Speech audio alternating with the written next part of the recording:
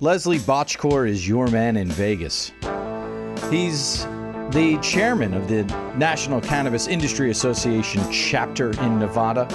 And throughout his life, he's been in banking and finance and has a specific interest in gold, which has led him to Electrum Partners, where he is very immersed in the cannabis industry. He tells all.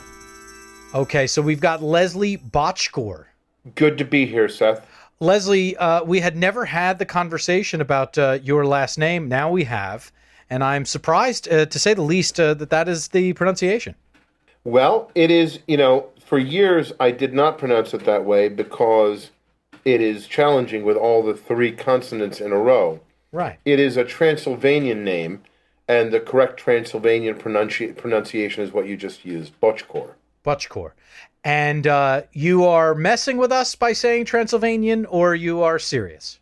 Oh, I'm absolutely serious. My family comes from the Transylvanian Alps, a little town known as Marton.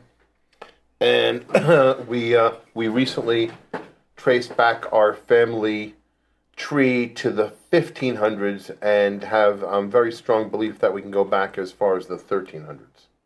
And out of all of the people I know, Leslie, now this is in the cannabis industry and out of the cannabis industry, out of every single person, please take this as the compliment that it is. You're the guy that has the ancestors from Transylvania. It makes sense to me.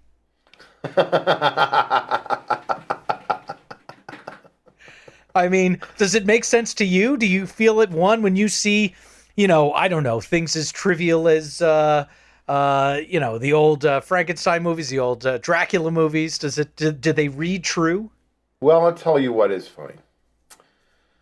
Years ago, when my wife and I got married, 1999, we had just found out a lot about my family tree at that time.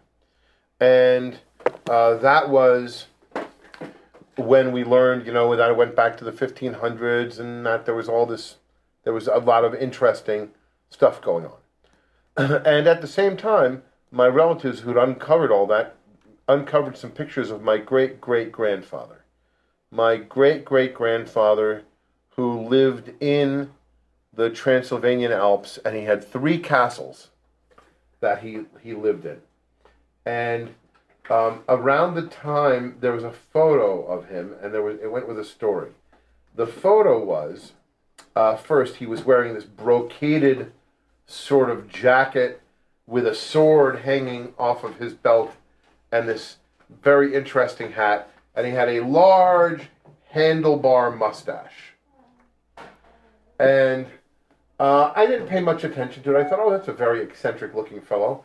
And, sure enough, he was somewhat eccentric. He was known for taking his bicycle, which was one of those bicycles that had the big front wheel, and he would after dinner, he'd get drunk, and he would ride the bicycle around the dining room table in the castle.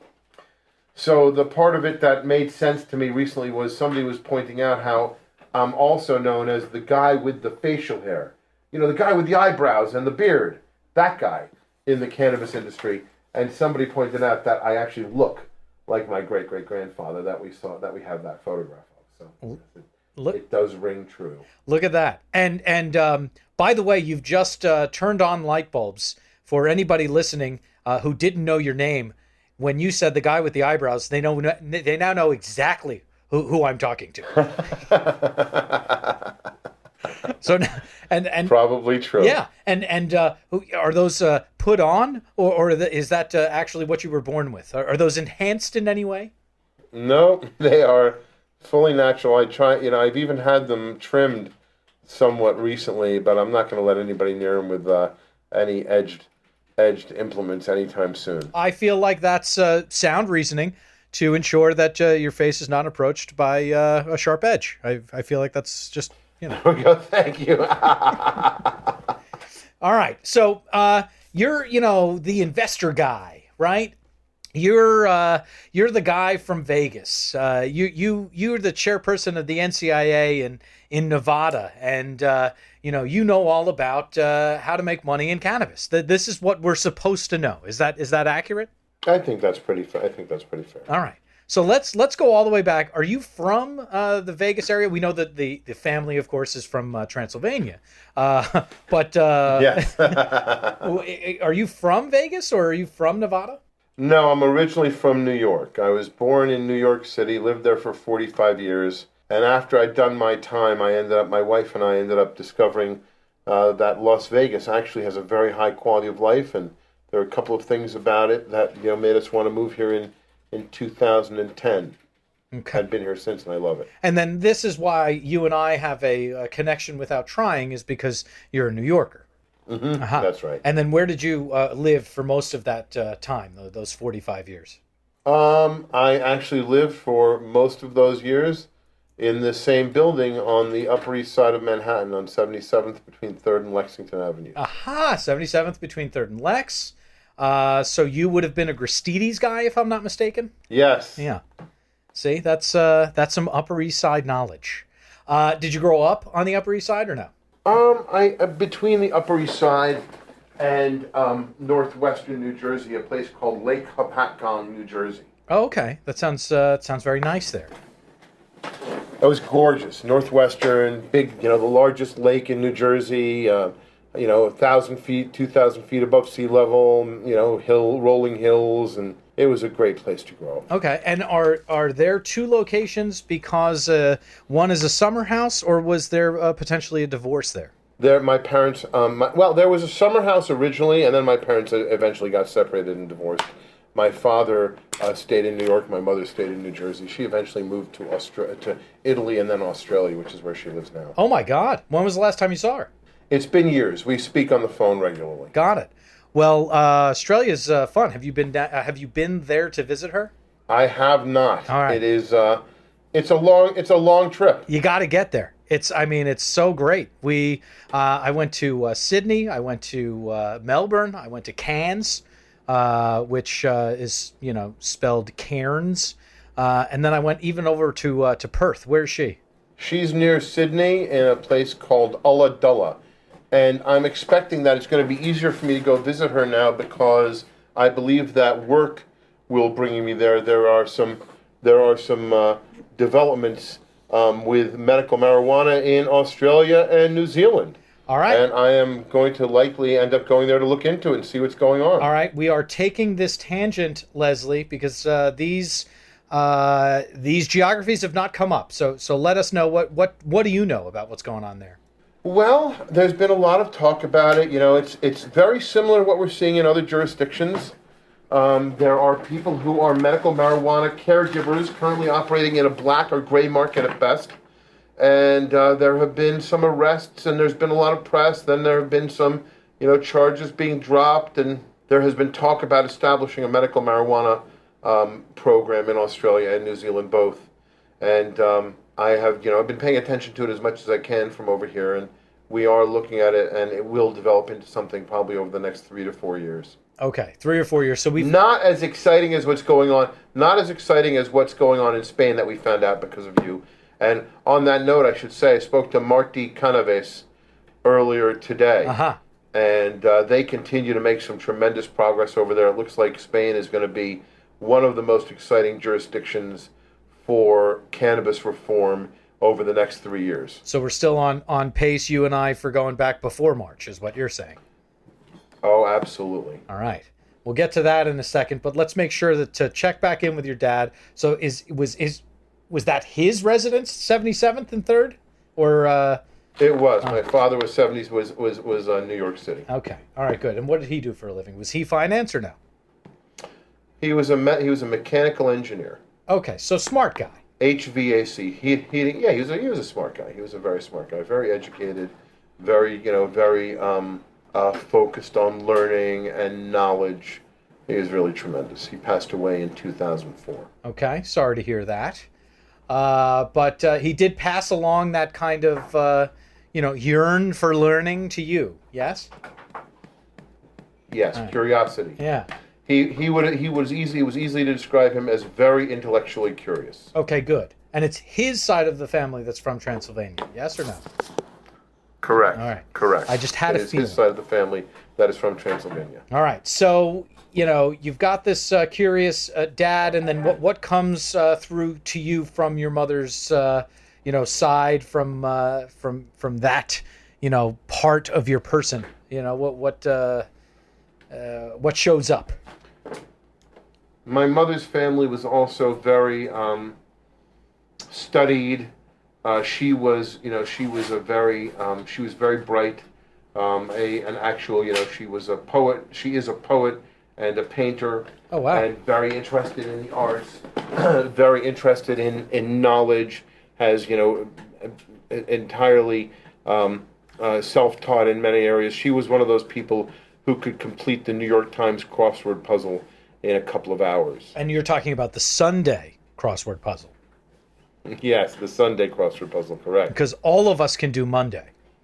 Because that's that's the easy one. She was able to do it, and there was none of them that could elude her. And she also, my mother speaks, I think probably like 6 languages fluently, and there have been times in her life where she could do simultaneous translation from one language to another, with multiple languages. Our house, you could be visiting our home and hear Romanian, Hebrew, Hungarian, Italian, Spanish, French, German being spoken at any given time. Wow. There were relatives from all over the world and many different languages being spoken, and of course English. Wow. That's and that's just her, or that's other visitors as well? That was her, but she was the one who could speak all of them. Got it. But we had relatives from all over the world, and they would come, and she was the one who knew how to communicate with everybody. She was able to learn languages very quickly. Got it. And how are you with language? I'm fairly good. Yeah. I grew up around people who spoke different languages, so very often I had to learn how to understand things that weren't from traditional verbal cues. And so, as a result, I think that I have learned a little bit about how to understand what people are saying, even when the words aren't making sense. Indeed, and that is often, by the way, with humans. All right. So where did you go to school? Did you go to college? I went to college for half a semester. Uh-huh. And that was the University of Bridgeport, and it was a short stay, Uh-huh. and maybe about 2 months, and then the rest of it was all I've all been self-taught. Went to work in different careers and have done a lot of reading and studying over the years. You taught by doing. That's you. I'll do it and I'll learn, type of thing. Yes, what is it they say? What do you get when you don't get what you want? Experience. So I had a lot of time not getting what I wanted to get a lot of experience. All right, yeah. So there's, a bunch of places along the old resume, the old CV for Leslie. So the first thing I know about is That's Incredible. What's that? That's Incredible was a retail store that we were looking to set up as what we would hope would have been the first of a number of retail locations that eventually might have been contemplated as a franchise model or something similar. We were the first store to import, one of the first stores in the United States to import at the time DAT recorders, digital audio tape recorders. There was a big hubbub about DAT recorders when they first came out in Japan. Yes. And for a number of years, you could get them in Japan and other parts of the world, but you could not get them in the U.S. And it was, and our store was one of the first places that you can actually get them in the U.S.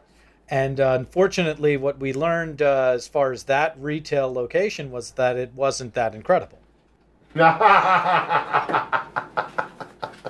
It was a great location, actually. We were on West 4th Street. Oh, wow. In New York City. Sure. Right across the street from what was known at the time, I think it was the West 4th Street Saloon. Uh-huh. And the Slaughtered Lamb. And the location was great. It was, and the idea was good, but it wasn't as scalable an idea and as easy to implement as we'd hoped. And it presented some challenges, so it did not last more than a couple of years. Fair enough. And for New York enthusiasts, the part of New York that Leslie's talking about, that is the West 4th basketball courts right there, and then right around the corner is the Blue Note. That's right. Yeah. That's right. Yeah. Very All right. close So by. then, it sounds like you're in a leadership role already, and then you go to Mason Cabot. Do I have that right? Mm-hmm. And what's that? Mason Cabot was a investment bank and family office. Uh-huh. My business partner, Peter Bordas, came from the Bordas family of New Jersey. His father was a self-made man who had, the legend goes, turned a $50,000 investment in a radio station in the 60s into a media empire worth over $1 billion that he was the sole proprietor of. And Peter Jr. was interested in putting some money to work in the financial markets. And he and myself and a few other people started Mason Cabot. That was a place for him to be able to put some of the family's money to work. And we were doing some opportunistic mezzanine investment banking at the time. This is the mid to late 90s. Okay. And we ended up being one of the first houses to focus exclusively on internet and new media companies back in the mid to late 90s. And that was because of me. I ended up specializing in those specifically. Why would you ever leave Mason Cabot? You're going gangbusters in investing in internet stocks, and what could have possibly happened? That's a great question. Well, there was an internet boom in the late 90s. Uh-huh. And then soon after that, there was an internet bust. I see. And we had seen, we had some pretty substantial swings, and it was hard after the internet bubble burst, as they say, in April of 2000. It was really hard to keep things going with Mason Cabot, and at the time I also had some offers to go run some public and private companies, which I ended up taking. All right, well, let's talk about those, but before we get there, just if you were literally right there in the center of the internet bubble and then it burst, just give folks an idea about, that time where AOL, which was just in the news, they kind of bought Time Warner. It was called a merger, I think, at the time. But give folks a sense of life and times in that bubble. Well, people used to say you couldn't swing a dead cat in New York City without encountering a internet business plan. And there were all sorts of crazy things going on. One of my favorite ones is there was a company at the time called Gesundheit.com, which was a website dedicated to allergies. And nobody even knew. No one ever knew how to spell it. How do you spell it?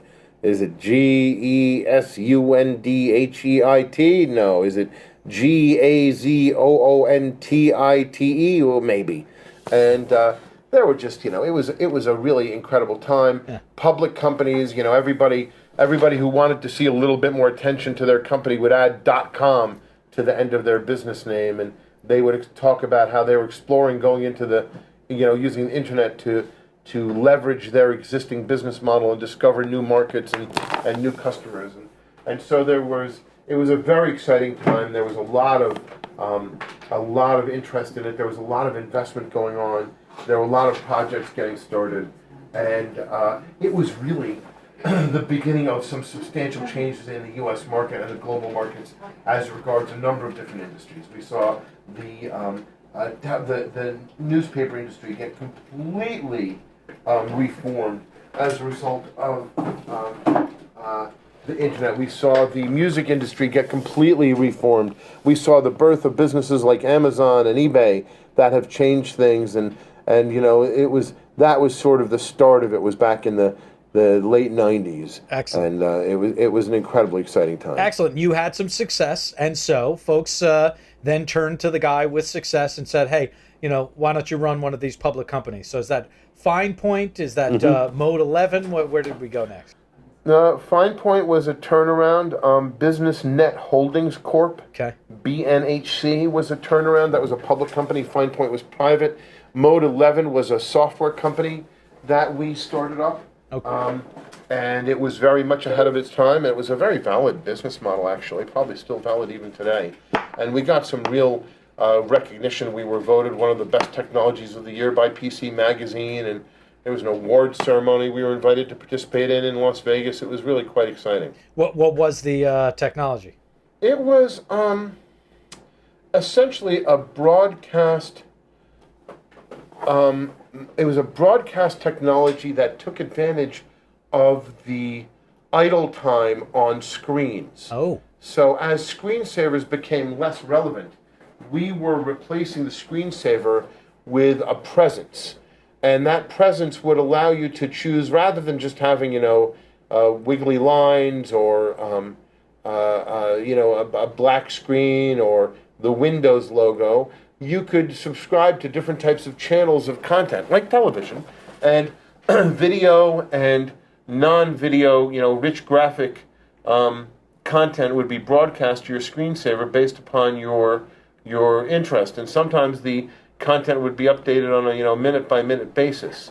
And we also saw it as a mechanism for communications within a corporate network. You walk around in an office of Ernst & Young or Morgan Stanley or any charrette or any large business, and you'll see thousands of computers all with screensavers on, and all of that space is just being wasted. There could be messaging out there about corporate messaging. There could be relevant messaging about upcoming events. Make sure you come out to the soccer game. There could be messaging about policy. Remember, inappropriate comments are inappropriate, and all sorts of things. We saw a lot of value in it. We had some really great meetings, but we were a little bit ahead of our time. The market was still reeling from the spectacular failure of a company called Pointcast, and so it was. And also, I think I'm not going to blame us being too early. We also weren't ready. Yeah. To get the company to the level it needed to go to. Well, and then what do you mean by that? Because we have, entrepreneurs and business owners and leaders that listen. So what do you mean we weren't ready? We, the entrepreneurs, me, myself, my partner, and our team, it was, to get a business like that to succeed, really, required, in my opinion, 5 basic things. And I think that although we had a good team, it was not, it wasn't the right balanced team.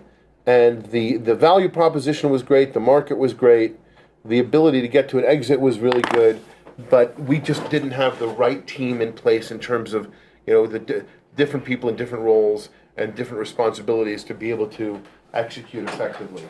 And so, that really falls on myself and my partner at the time, Sergio Kaplan.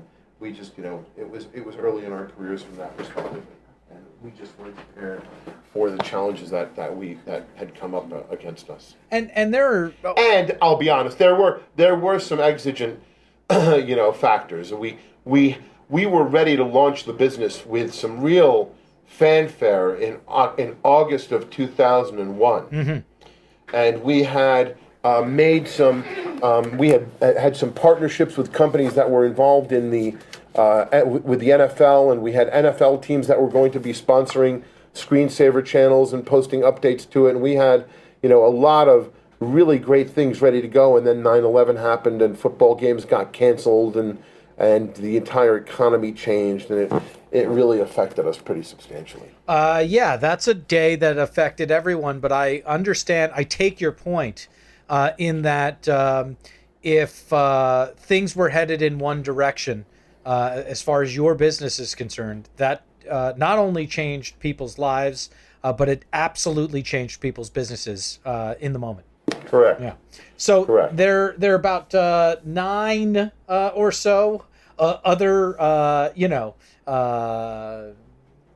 things, places that you went. That you engaged in. So DLTA Ventures, Lenox Hill Partners, Network Financial Securities, Venture Catalyst. These things seem to be. Most of those were just businesses that I started with different groups. One of them, DLTA Ventures, was an exploration into online casinos and online gaming and online poker. Lenox Hill Partners was really the predecessor to Electrum Partners.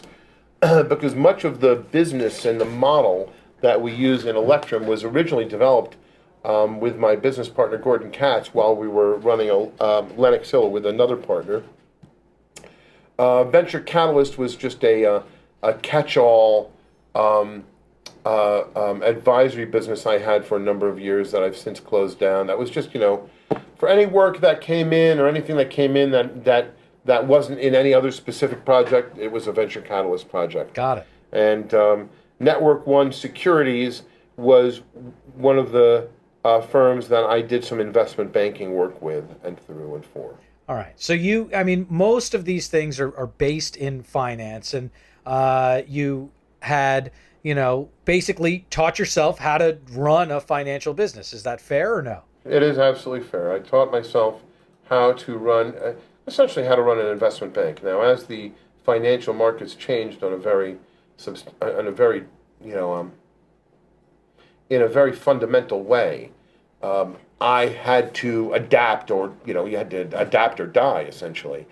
And I chose the former as my choice, and we chose to adapt and change what we did from a business perspective to accommodate the changing climate. The financial markets that are really the source of innovation in the United States, because they've been where capital has been provided to entrepreneurs going back hundreds of years, have undergone a complete shift where there was a very robust and extensive ecosystem providing capital to early stage businesses going back hundreds of years, really. Mm-hmm. That entire sort of ecosystem has been decimated and turned into a barren wasteland with just a number of remaining participants mm-hmm. on a national basis. And that's why, when companies like Intel first came public, they raised $10 million. But these days, I challenge someone to go find an IPO done on a U.S. market that raises $5 to $10 or $20 million. Typically, the offerings that are being done these days, the IPOs that are being done these days, are in the hundreds of millions, if not billions of dollars. And that's just a result of the changes that took place in the financial markets here in the U.S. structurally and from a regulatory perspective. And it's been a devastating shift. So I had to teach myself not only how to run these businesses, but how to adapt to the changing environment from a regulatory perspective and a business perspective. And I've been fortunate. I've had really good people to mentor me along the way and to learn from and to work with. And it's allowed me to do that. And, that obviously puts you in a great place to be the right person for cannabis. So when did you first kind of start paying attention to cannabis as an industry? 2012. Okay. 2012, I started to look at the cannabis industry and sort of take it seriously. I had been looking at the fact that there was a medical marijuana law in Nevada after I moved here to Las Vegas from New York. And, in New York, medical marijuana was that thing that they did on the West Coast. It was, not anything that we ever took seriously. It just didn't resonate. It just was so far away. And when I came out here and I found out there was a medical marijuana law, I actually read the entire law. I downloaded it online, and I looked at it and read it and took notes and tried to understand what it meant. And I saw that it didn't allow for there to be an actual industry, but I've been talking to friends of mine who were in other states. They said there was, actually commerce in a gray market at worst, or in a regulated market at best, that was beginning to emerge. And then the elections of 2012 happened, where Colorado and Washington legalized adult use of cannabis on a recreational basis. And that was an absolute game changer. And I had, a mentor of mine in the political arena and policy arena by the name of Joe Bresney, who's a very good friend and a collaborator on a number of projects, from the perspective of understanding policy and policymakers and the political process as it regards that. He has been an incredible advisor, partner, mentor, teacher, and he started telling me, what was going on, and he was pointing out that there was going to be a big shift coming as regards the cannabis industry. And at first I thought he was just being hopeful, and then as he started to really push me to look and get me to take a deeper dive, I saw that he was right. And I'd say in the fall of 2012 and spring of 2013 was when I decided to, as they say, damn the torpedoes, full speed ahead. We started to focus exclusively on the legal cannabis industry. We set up Electrum Partners, and we started to look at what the opportunities would look like and prepare ourselves to work on them as they came up. And what's the etymology of Electrum Partners, so we understand that? Well, I've always been a big believer that as an industry matures, you'll see that the branding matures with it. And although the easiest thing would have been to come up with a name that referenced cannabis or green more directly, and in the same way that during the dot-com boom, everybody was I this, E that, cyber this, and digi that. And I wanted to do something that I thought was going to be a little bit more subtle. I've also been a student of banking, finance, and gold for a number of years, studying it very intently. As a matter of fact, the only reading that I've really done of substance, other than reading about the cannabis industry, has been reading about banking, finance, and gold. It's another area that I have a real interest in. Mm-hmm. And I had learned that the original first money ever minted was minted out of Electrum ore. Electrum ore is a naturally found occurring ore that has both silver and gold in it. And those first Electrum ingots that were turned into money were done in the country of Lydia. And that was about 4,000 years ago. And around the time that we were forming Electrum, we were trying to think, well, what should we name it? And there was talk about how this was the green rush, and how, this was the new gold rush, and how cannabis oil was worth more than gold per ounce, and how cannabis was the new gold, and it was this incredible opportunity. And so I was thinking, well, green gold, cannabis is like green gold. And so I Googled, knowing that there's such a thing as rose gold and white gold. I knew that there was also something called, I figured, well, maybe there's a green gold. And I Googled green gold, and sure enough, it came up that green gold was Electrum. And so I thought, oh, that's perfect, green gold, we'll call it Electrum. And so that was the name that we stuck with. And funny enough, one of our colleagues, someone who we're looking to do business with, they at one point, after finding out the origin of the name, they actually sent me a coin that's about 2,700 years old, 2,600 years old, from that part of the world that is in fact made out of Electrum. Wow. Well, that's a nice person. My goodness. Yeah, this is like something you'd see in a museum. It's really gorgeous. Indeed. All right. So, you realize that you're absolutely jumping in here. You set up a company to do so. What's the first step? Where did you look to for your first, foray? I'd been asked to become the founding chairman of the Nevada Cannabis Industry Association. So that happened before you even started.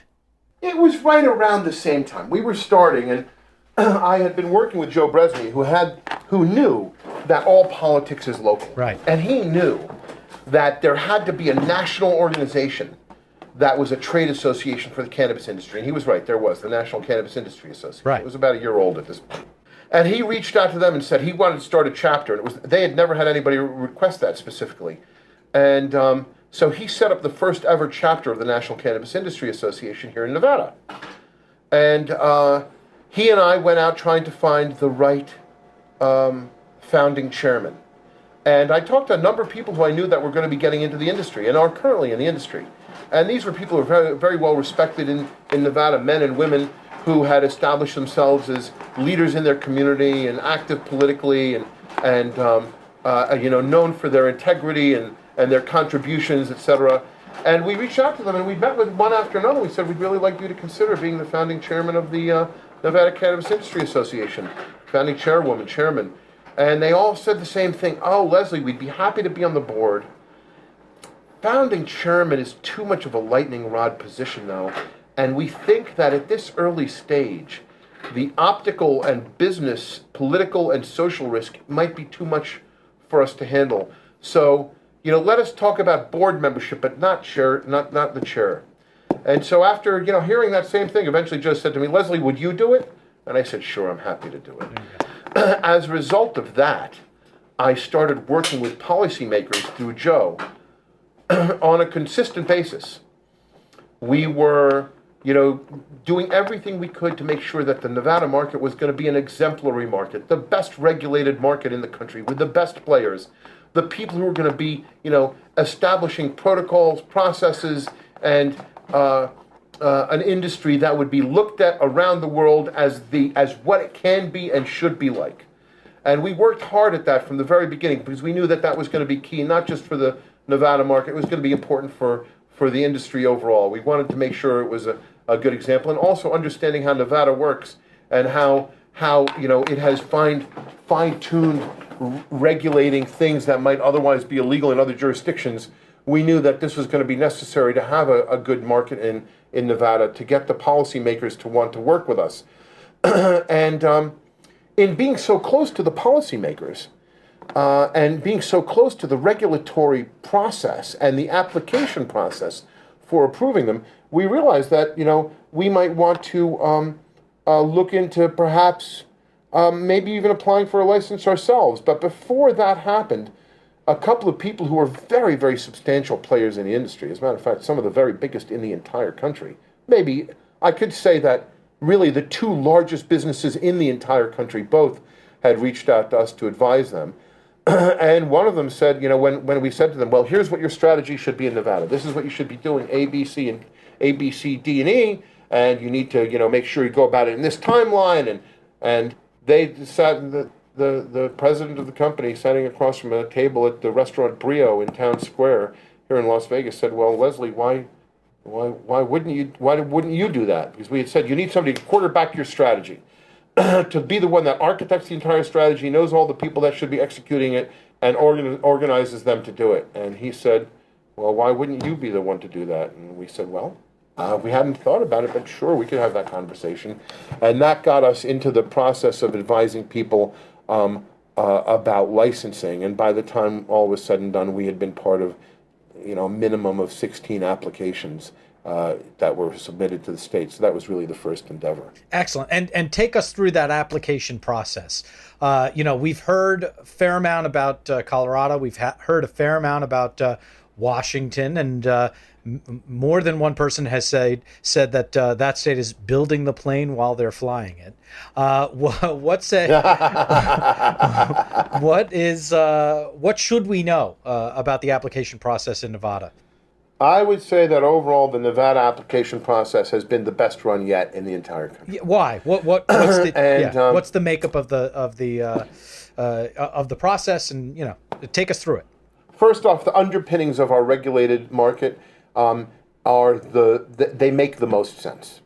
So we didn't fool around with not-for-profits like other states had, because we believe that there's an inherent problem with using not-for-profits in this particular model, and it creates this cognitive dissonance with this idea that a not-for-profit doesn't mean it can't make profit, but it has to be for the public good, and that then you create this sort of you invite mischief because people want to still make money and build equity, but they don't want it, but they have to do it within a way that can be done. So they set up not-for-profit, and then they set up for-profits that then do the managing. And so for-profit entities was one of the foundation stones for Nevada, not-for-profit. Secondly, we wanted to make sure there was a merit-based process for determining the applicants, not a lottery or any other system like that. Third, we wanted to make sure that if we're going to say this is a medical program, and that we recognize that there are people that in the state that are using this for therapeutic reasons, it would inherently make sense that we should extend to anyone who's visiting the fine state of Nevada to be able to get what they need to get the same therapeutic effects while they're here, and not force them to consider breaking the law or not willing to travel. We have 45 million tourists a year that come to Las Vegas alone. And the idea of not allowing them to go to the dispensaries we're setting up would have been preposterous. And so we allowed for reciprocity with any other medical marijuana recommendation from any other jurisdiction. So you could be from Israel, you could be from Canada, or you could be from anywhere in the United States, Michigan, New York, New Jersey, wherever it might be. And you are welcome to come here and register with a dispensary here and go in and frequent the dispensary to get what you need. And that was another cornerstone. And then allowing for outside ownership. So for-profit entities, a merit-based system, full reciprocity, and outside ownership being allowed. And we thought that was another cornerstone to allow this to be a well-regulated market and to really have it make sense for the citizens of the state of Nevada, for the industry, and for people from around the country and around the world that wanted to be able to do business here. And I don't think, I think that combination of things, there is no other state that has that particular combination of medical marijuana regulations even to this point, although there are many of them that are looking at what we did here in Nevada and looking to emulate parts, if not all of it. Additionally, our process in terms of having part of the application not be visible to the people who were judging them, scoring them, so that they would score every application objectively, not knowing who it was, because you just had a number associated with a very large, more than half of the application was anonymous, and so there would be no possibility for any type of, foul play there. And, we really only had one minor bump in the road, which seems to have been settled, and so whereas other states have had lawsuits and false starts and restarts and being held up in court, it has been going quite smoothly here in Nevada, and we expect that it will. And there were also a number of other aspects that were implemented that really made it make sense. And I believe that when all is said and done, we will easily have what's considered the best regulatory framework in the entire world for the legal cannabis industry. And just to make sure that we cover it, you mentioned a minor bump in the road, just to take us through that. Clark County, Nevada, I'm told, has a larger budget than the state government does. Mm-hmm. And, that's where the Strip is, that's where all the big casinos are. And when the licensing process was announced, the county saw that to be considered for a provisional registration certificate, what it's actually called from the state, you had to make sure that you were within certain zoning requirements on a local basis, that you could qualify within the local jurisdiction's rules. And the county, wanting to be able to control who gets to get licensed in the county and not leave it up to the state to control that, set up a process whereby people had to come apply to the county first for a special use permit to then be able to send their application up to the state. The county, though, didn't realize that they had, by doing that, created an opportunity for someone who had not gotten the special use permit to still be able to apply to the state, because when they had their hearings to determine who was going to get the special use permits to be able to then apply to the state, they didn't specifically deny those who did not get approved. And since you had not been denied, that gave you the wiggle room to still send an application up to the state and get scored. Well, since it was a merit-based process, what happened was 8 people who applied to the state scored higher than 8 of those that were approved by the county. Right. So you had a situation where there were 18 that had special use permits for the county, which you could not proceed without that special use permit. And then you had 8 that had, and 8 of those that had special use permits did not have provisional licensing from the state. And 8 had provisional registration certificates from the state, but they did not have special use permits from the county. And so there were a couple of lawsuits that got filed and then dismissed. And the state appears, I think it's going to the governor right now, that the number of dispensaries is being expanded as a result of some of the legislative work in this legislative session that is underway until the beginning of June, until the middle of June. And we believe that that's going to go in front of the governor to sign it, which will rectify that entire problem. So that was the one real bump in the road, and it appears it's already fixed. Understood. Okay. So, what is happening now. So you set up the regulatory framework and how cannabis in Nevada came to be in May of 2015. Where are we? We are currently looking at the labs have been open. The first laboratories have been open to allow for testing. The regulations about testing have come down. No pesticides whatsoever can be can be found. If anything's found, it is a failure of your test, and the batch cannot go for sale. Mm-hmm. We have at least one dispensary that is essentially open, although it has no product on the shelves, and we're waiting for the first harvests. Excellent. And when do we expect those? Probably. I mean, I'd like to be optimistic and think that there's somebody out there that has a harvest that I don't know about that will be ready for sale on July 4th, because I would love to see the first day of official sales be July 4th, Independence Day. I think that's probably optimistic. I think we're probably looking at the end of the summer, August, September, for the first harvests to come in. Excellent. Okay, so there's Las Vegas, there's Nevada. Obviously, Leslie knows what he's talking about in that state. Now, all of a sudden, I see you in Barcelona. That's correct. Yeah. But what else are you doing? Where else are you looking? You mentioned Australia and New Zealand early on. What else is going on in the mind of Leslie? That's looking towards the future. What we're currently doing really is we're primarily focused right now on the U.S. markets, on some of the new jurisdictions that are going to be opening up. Oregon. We have a partner in Oregon that we're working with to establish a number of retail locations and cultivation and processing businesses up there. We're looking at the coming changes in California. We have participation in approximately 6 facilities here in Nevada, a couple of dispensaries, a couple cultivation, a couple of processing facilities. We are being approached by businesses throughout the country on a regular basis, so, probably 5 a week. Reach out to us and ask us for help in some form or another. And so we're looking at those that reach out to us and saying, which ones are the ones that we're interested in forming relationships with. Part of the other reason that the name is Electrum Partners is that we wanted to make sure that part of our culture is that we don't enter into business with anyone that we do not want to be a partner with.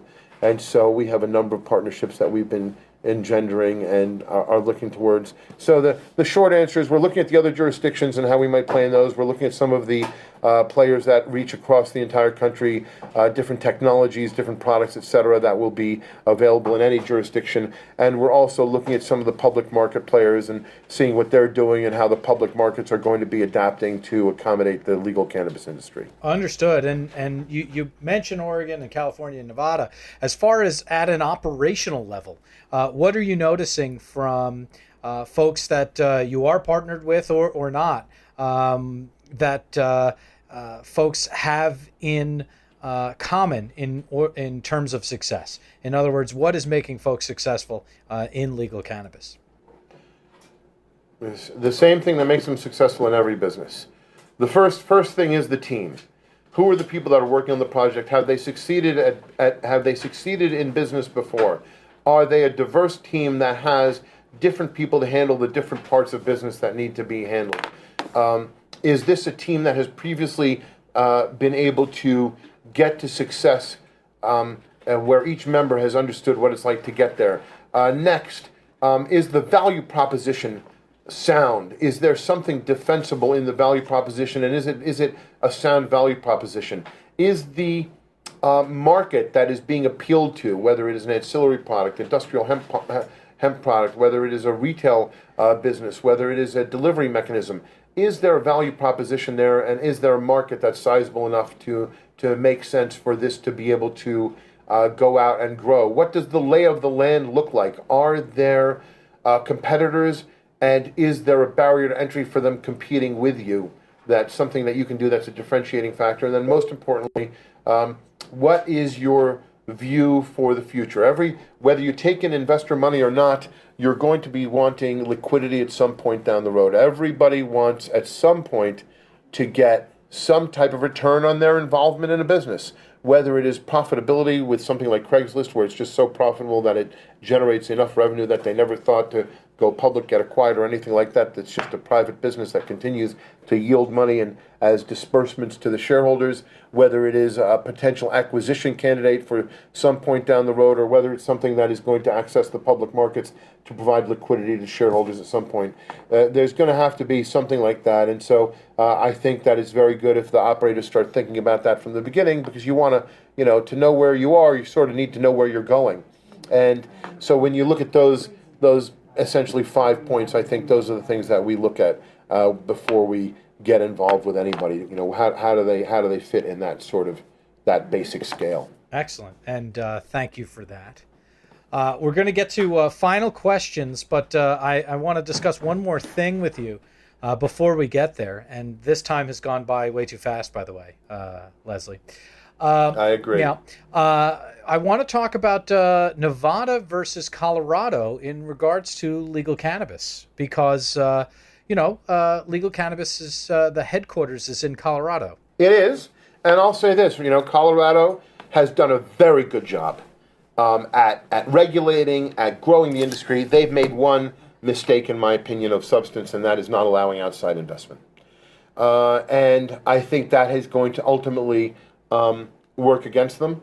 Nevada is going to be looking at, we're the first state to get an adult use initiative certified by our Secretary of State to go in the ballot box in 2016, and we will be voting on adult use cannabis in Nevada in 2016.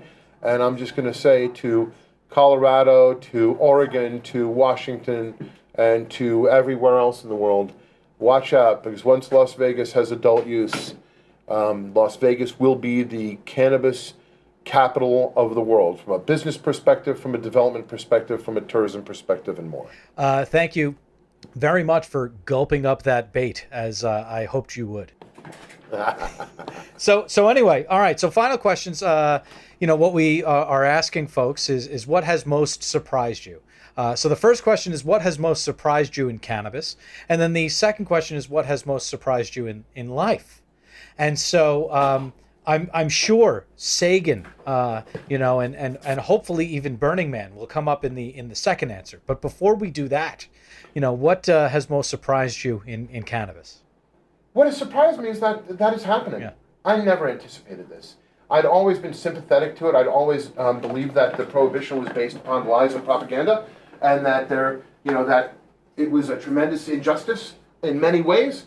I just didn't ever see the change happening, and it's because of people like Troy Dayton and Ethan Nadelman and Rob Campia and I can't name them all. And Steve D'Angelo and so many others. And Brian Vicente, who we're talking to next. The list goes on and that's right. Aaron Smith of NCIA, sure. etc. They have done such a great job in creating this industry, and without their work, and so many others. We have Jeannie Herrera, Jack Herrera's widow, who lives here in Las Vegas and is actually a friend and works and lives around the corner. And there's so many people that we have to look to. Ed Rosenthal, and the list goes on and on and on. And those people have done work for decades. And it's their work that has allowed this to turn into the industry that we have now. I will say the single most surprising thing about the cannabis industry is how different it is from any other industry I've ever worked in. The collegiality of it, the camaraderie of it, and the fact that there is this unwritten set of values that serve as underpinnings for the culture of the industry, so that people do not define success just by their bottom line. Maybe they don't even define it by their bottom line primarily. They define it by the results of their actions primarily, and then by how much money they've made. And the fact that there is this set of values that permeates the industry throughout all aspects of it is such a tremendously differentiating factor in working within it and being part of it, because you realize you're now actually part of a community. Yeah. You're not. It's not. And that is maybe even more significant than the actual industry itself. And in that regard, you almost have to be thankful for the friction between the federal and state laws, because it's preventing the larger businesses from coming in and commodifying that at this early stage. Yeah. And so we're able to see the culture of the industry continue to grow and to spread at a pace that allows it to spread without denaturing itself too terribly.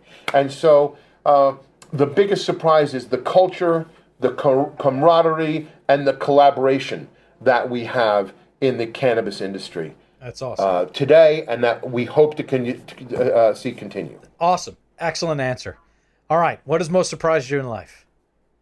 My best decisions. Getting married to my wife, Corey Mervis. Having my son, Sagan, and what a complete game changer that was. How moving to Las Vegas ended up being one of the best decisions of my life. How getting into the legal cannabis industry also that's the fourth best decision I've ever made. And going to Burning Man, which my wife was just begging me to go in 1998 when we got engaged. And you've got to go, and she wouldn't stop talking about it, and I thought, oh, this is just going to be like some other Grateful Dead show, a bunch of hippies in the desert. And I went up there, and it was one of the most wonderful, enjoyable, awe-inspiring experiences I've ever had. And it also provided the framework for some substantial changes in my life that I never knew I would even consider, which had to do with things like what really matters in life. And how do you want to go about living your life on a daily basis? And how, what's important to participate in? How much is civic responsibility a part of how you think about the world? Where does art fit into your life and beauty? Is it a commodity that you look to invest in, or is it something you integrate into your life as part of the experience of beauty and wonder and awe, and something that you share with others? Is collaboration something that you really understand and undertake?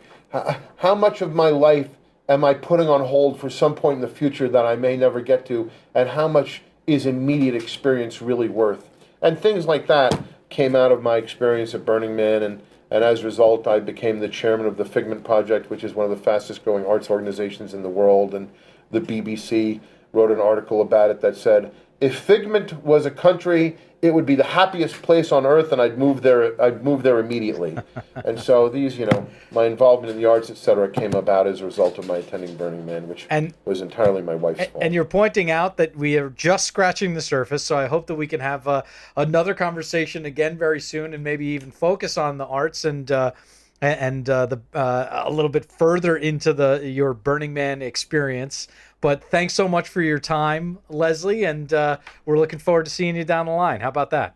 Thank you, Seth. Have a wonderful day. Anytime I can do anything for you guys, I think the world of you, and I'm happy to do it. Thank you for this. It was a real pleasure, and if you ever want to continue, don't hesitate to ask. So the gauntlet has been laid. Leslie with fighting words at the end of the interview there for Colorado, and of course, that is in all good nature. That is all in good spirit. He did mention the camaraderie in the industry, the camaraderie in the business just before that. So healthy competition, there's nothing like it. Hope you enjoyed.